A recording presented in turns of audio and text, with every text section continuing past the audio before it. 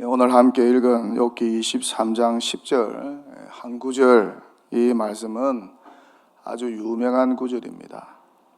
모르는 분이 없을 정도로 유명한 구절입니다. 그러나 내가 가는 길을 그가 아시나니, 이해할 수 없는 고통 중에 있는 나 욥의 가는 길, 그 길을 하나님이 아시나니, 미래를 하나님이 아시나니, 그가 나를 단련하신 후에 하나님이 고통 중에 있는 나 욥을 연단하시고 새롭게 빚으신 후에 내가 순금같이 되어 나오리라. 나 욥이 순금같이 되어 나오리라. 순금처럼 빛나는 축복을 받게 되리라.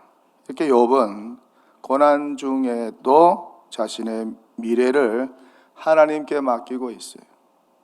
비록 지금은 힘들고 고통스럽지만은, 어디 하나 희망이 보이지 않지만은, 하나님이 계획하시고 뜻하신 이 연단의 시간이 끝나면은 정금 같은 믿음의 사람으로 빚어지고 세워질 것이라고 하는 확신과 믿음의 찬 말씀입니다.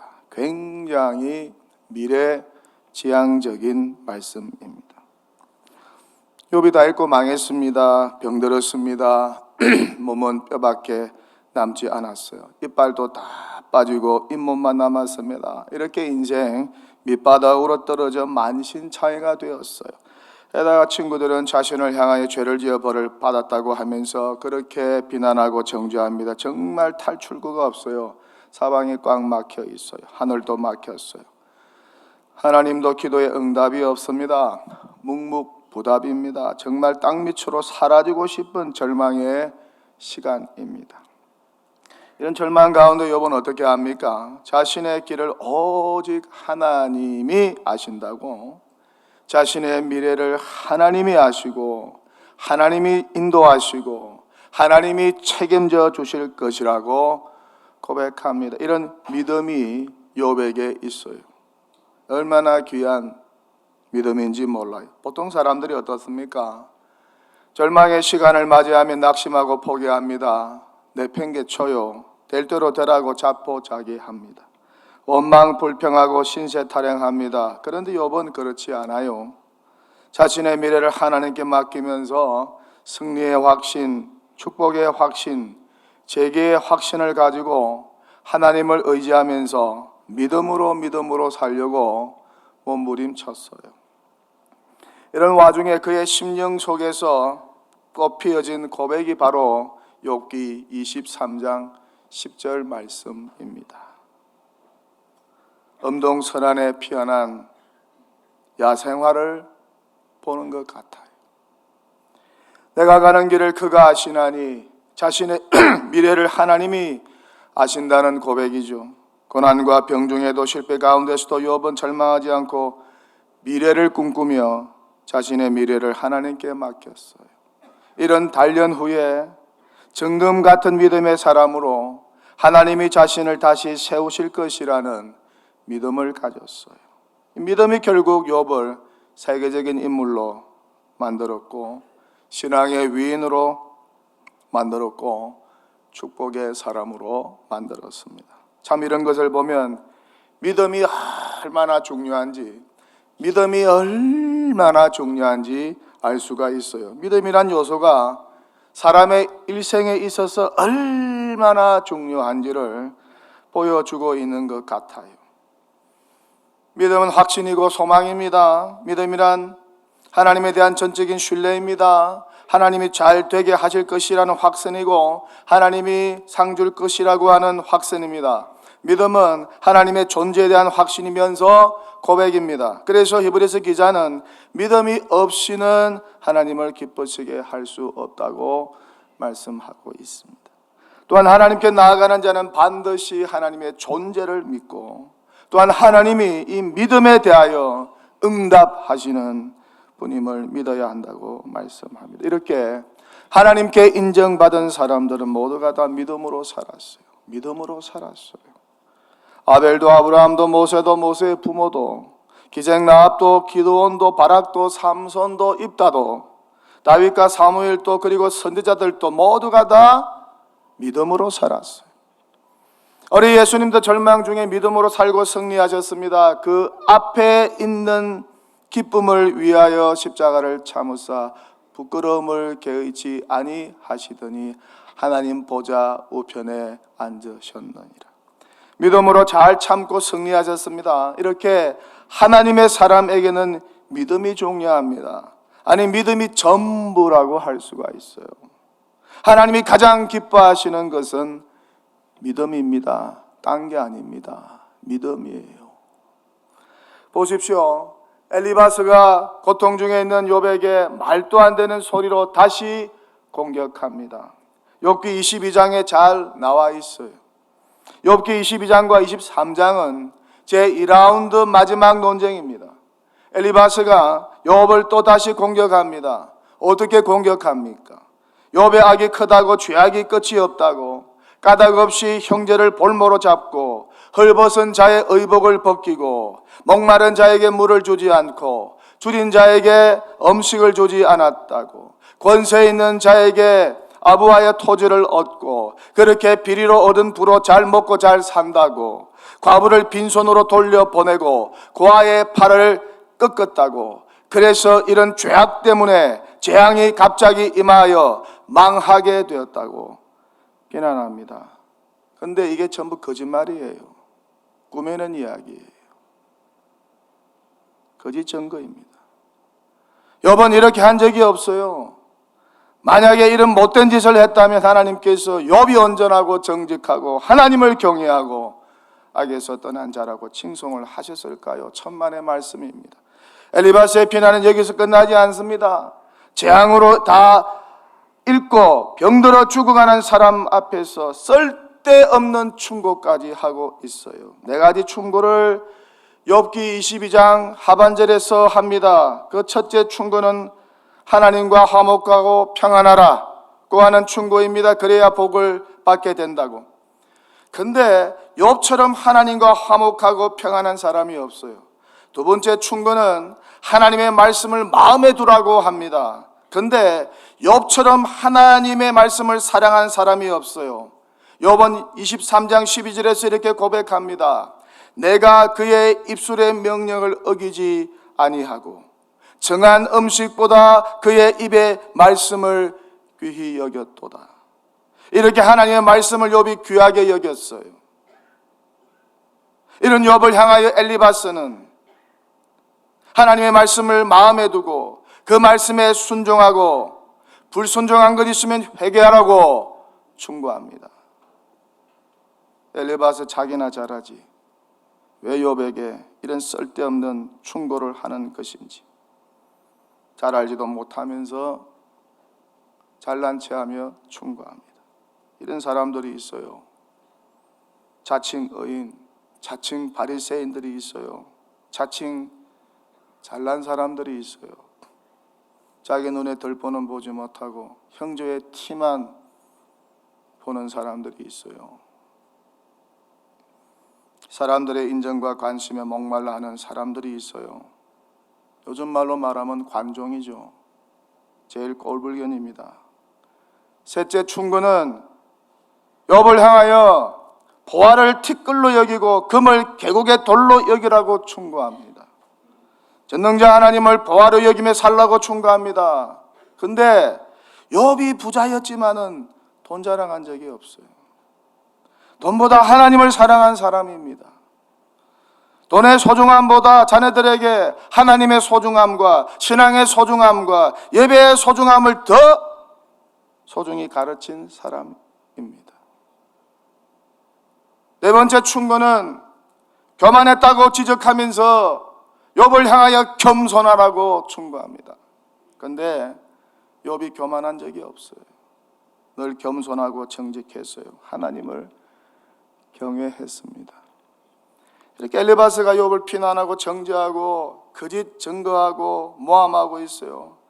말도 안 되는 쓸데없는 충고를 하면서 고통 중에 있는 욥을 더 가슴 아프게 하고 공격합니다.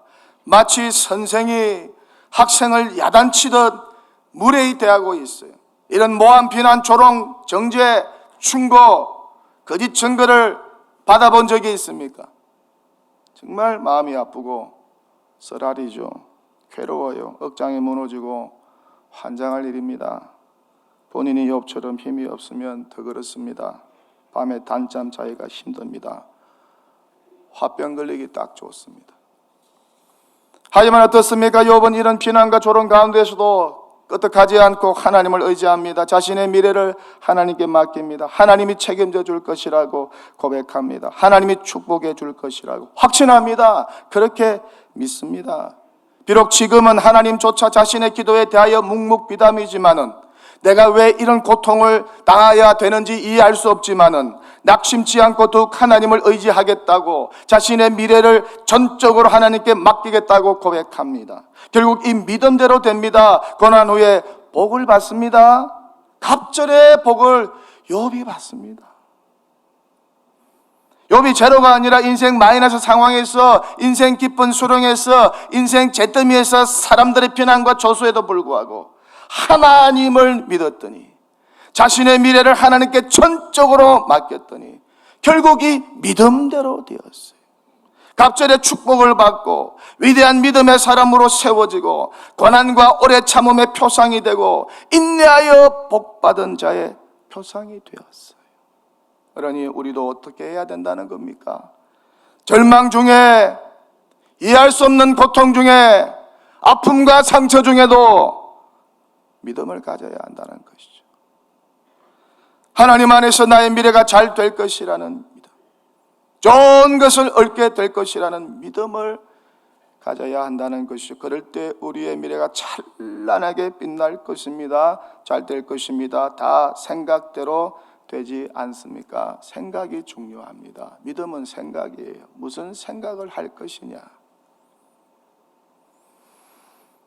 더 중요한 것은 현재가 아니라 미래 아니겠어요? 고난받는 현재 때문에 미래까지 망칠 필요가 없다는 것이죠. 실패한 현재 때문에 미래까지 손해볼 이유가 없다는 것이죠. 현재의 고난과 비난에 함몰되지 마십시오. 현재의 실패와 고통에 함몰되지 마십시오. 현재의 아픔에 함몰되지 마십시오. 이것들이 여러분의 미래를 방해하도록 방치하지 마십시오. 누가 뭐라고 하든 조롱하고 비난하든 정죄하든 회방하든 하나님께만 소망을 두고 하나님만 의지하세요. 때가 되면 정금 같은 믿음으로 반드시 하나님이 축복해 주세요. 수렁과 잿더미에서 건져주시고 이랬던 것보다 더 많은 것으로, 좋은 것으로, 놀라운 것으로, 신비한 것으로, 귀한 것으로 채워주시고 축복하실 것입니다. 이 믿음으로 살아야 합니다. 아멘입니까? 살다 보면 힘 빼고 방해하고 조롱하는 엘리바스 같은 이들이 있어요. 내가 좀 잘 되면 곁에서 시기 질투하는 이들이 있어요. 간섭하고 말도 안 되는 쓸데없는 충고하는 엘리바스 같은 이들이 있어요. 자신은 잘하지도 못하면서 이래라 저래라, 이렇더라 저렇더라 조롱하고 훈수두는 이들이 있어요. 원래 훈수는 바둑판하고 장기판에서 훈수두는 사람은 하수들이 훈수를 잘 둡니다. 고수들은 훈수를 안 둡니다. 나중에 혼자서 복귀를 하지.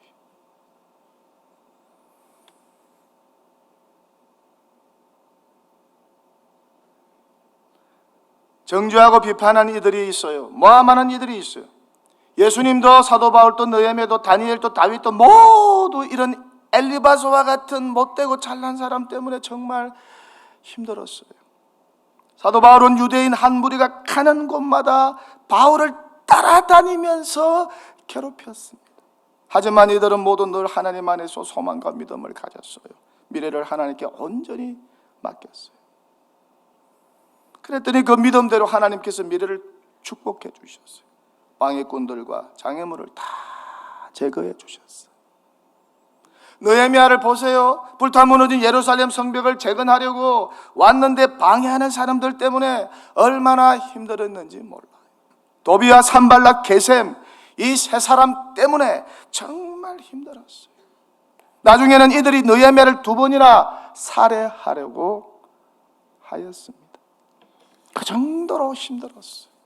근데 믿음과 소망으로 승리했습니다. 결국 불탄 무너진 예루살렘 성벽이 52일 만에 완공되지 않습니까? 사람들이 방해해도 하나님의 역사는 이루어지는 줄 믿습니다. 그러니 방해가 많다는 것은 곧 하나님의 역사가 이루어질 것이라는 신호로 우리가 이해하고 받아들이면 어떨까? 예수님의 공생애를 읽어보면 이런 욥의 세 친구 느헤미야를 방해한 세 사람을 만나게 됩니다. 예수님이 구원의 완성을 위해서 힘쓰는데 바리새인들, 서기관들, 장로들, 대제사장들이 예수님을 비난하고 거짓 증거하고 방해합니다. 그런데 예수님은 끄덕없이 당신의 길을 가셨어요. 십자가의 길을 가셨어요. 이렇게 살다 보면 방해꾼이 있어요. 해방 놓는 이들도 있어요. 비난하고 조롱하고 모함하고 거짓 증거하고 고소 고발하는 사람들, 쓸데없는 내 인생에 참견하고 쓸데없는 충고하는 사람들이 있어요. 이런 분들 만나보셨어요? 이럴 때도 어떻습니까? 믿음으로 하나님만 의지하고 소신 가지고 살아야 한다는 것이죠. 환경 보지 마세요. 폭풍을 쳐다보지 마세요. 물을 쳐다보지 마세요. 나를 구원하여 주시고 나를 인도하시고 나를 책임져 주실, 나의 미래를 책임져 주실 우리 주 예수 그리스도를 바라보시면서 살아가시기 바랍니다. 제가 인생 밑바닥에 있을 때, 다 잃었을 때 욥기 23장 10절 말씀을 붙잡았습니다. 이 말씀 붙잡고 구했습니다. 이 말씀 붙잡고 꿈꾸었습니다. 반드시 미래를 축복해달라고 하나님께 구했습니다. 믿었습니다. 그리고 이 구절로 만든 찬송곡을 하루에도 수십 번, 수백 번 기도하면서 불렀습니다. 나의 길 오직 그가 아시나니 나를 단련하신 후에 내가 정금같이 나오리이다. 새벽기도 때 남의 교회 예배당 바닥에 앉아서 기도하고 찬송했습니다. 미래를 하나님께 맡기면서 축복해달라고, 건져달라고, 세워달라고 그렇게 믿음으로 구했습니다. 아무도 없는 예배당에서 혼자 바닥에 앉아서 수도 없이 찬송하고 불렀습니다. 그렇게 하나님만 의지했습니다. 하나님만 의지했습니다. 그랬더니 하나님께서 저를 인도해 주셨어요. 저는 이 교회 몰랐어요. 제가 오고 싶어서 온 교회도 아니에요. 하나님이 길을 여셔서 온 거예요. 이곳으로 와서 목회하도록 인도해 주셨어요. 이 예배당, 남의 교회 바닥에 무릎 꿇고 기도하면서 기도하던 저를 높여서 이곳 강단에서 설교하도록 하나님이 축복해 주셨어요. 하지만 저를 구원해 주지 않았다고 해서 계속해서 예배당 마룻바닥에 앉아서 통곡하고 기도한다고 해서 제가 하나님을 멀리하고 하나님을 버렸을까요? 믿음 가지고 삽시다. 믿음이 적고 믿음이 약한 것을 가슴 아파합시다. 불완전한 믿음 때문에 가슴 아파합시다. 삐뚤어지고 심령이 병든 믿음 때문에 가슴 아파합시다. 고장난 믿음, 미성숙한 믿음, 교만한 믿음 때문에 가슴 아파합시다. 온전한 믿음, 하나님이 기뻐하시는 믿음을 구합시다. 본이 되는 믿음을 위해 구합시다.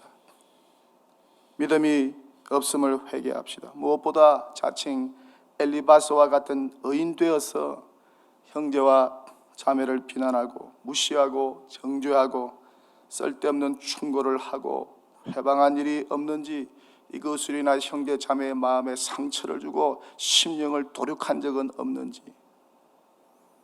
회개합시다. 이야기 안 하고 설교를 마치겠습니다. 히틀러 암살 사건에 연루된 젊은 목사요 신학자인 보네퍼가 감옥에서 자신의 약혼 여인 마리아에게 편지를 썼습니다. 아시는 분 다 알 거예요. 1944년 12월 19일 프린츠 알브레이트 형무소에서 그의 사랑하는 약혼녀 마리아에게 보네퍼가 편지를 썼습니다. 마지막 편지였어요. 이 편지에서 그는 힘들지만은 보이지 않는 주님의 선하신 권능의 손을 의지하고 있다. 때가 되면 석방되어서 속히 당신을 만나고 싶다고 하루하루 믿음으로 하나님의 선한 능력의 손을 기대하면서 살고 있다고 편지를 썼습니다. 마지막으로 시를 하나 써 보냅니다. 이 시가 우리가 자주 불렀던 선한 능력으로 라는 가사입니다. 독일 학교 교과서에도 실려 있고 독일 교회 찬송가로 만들어졌습니다. 이 시에서도 그는 석방의 믿음을 가지고 자신의 약혼녀를 만나게 될 그날을 기대하면서 시를 쓰고 있습니다. 그가 쓴 시의 중요한 부분만 소개하면 이런 내용입니다. 그러나 이 세상의 기쁨, 눈부신 햇살 바라보는 기쁨 다시 한번 주어진다면 지나간 날들 기억하며 나의 삶 당신께 온전히 드리겠습니다. 어둠 속에서 가져오신 당신의 촛불 밝고 따뜻하게 타오르게 하시며 생명의 빛이력 같은 밤에도 빛을 발하니 우리로 다시 하나 되게 하소서. 낮이나 밤이나 우리와 함께 하시는 하나님은 다가올 모든 날에도 변함없으시니 무슨 일 닥쳐올지라도 확신 있게 맞이하겠습니다. 다시 한번 주어진다면, 우리로 다시 하나 되게 한다면 무슨 일이 닥쳐올지라도 확신 있게 맞이하렵니다. 그는 형보소에서 석방의 믿음을 가졌습니다. 약혼녀를 다시 만날 기대를 가졌습니다. 주님의 권능의 손길을 기대하며 살았습니다. 눈부신 햇살 바라보는 석방의 날을 기대했습니다. 꿈꾸었습니다. 그렇게 믿음으로 하나님의 권능을 구했습니다. 약혼녀와 만날 날을 기대했습니다. 결국 어떻게 되었나요? 아쉽게도 믿음대로 되지 않았어요. 몇 달 후인 1945년 4월 9일 39세의 나이로 블로센부르크 강제 수용소에서 그는 교수형에 처해졌습니다. 독일 나치가 패망하기 3주 전이었어요. 3주 전이었어요. 이렇게 수용소에서 칠흑같은 어둠 속에서 고난 중에 믿음을 가졌지만은, 전능하신 하나님의 손길을 구했지만은 믿음대로 이루어지지 않고 형장의 설로 사라졌어요. 이런 그럼에도 불구하고 상황 속에서 계속 우리는 하나님을 신뢰하고 의지할 수 있을까? 여러분 같으면 어떨 것 같았어요? 욥은 절망 중에 믿음으로 구원을 받고 갑절의 축복을 받았습니다. 결과를 보았습니다. 멋진 결과였습니다. 하지만 보네퍼는 달랐습니다. 전혀 달랐어요. 그가 믿었던 것과 그가 기대했던 것과는 전혀 다른 결과였어요. 그러나 그는 담대한 믿음으로 처형대에 올라가서 죽었습니다.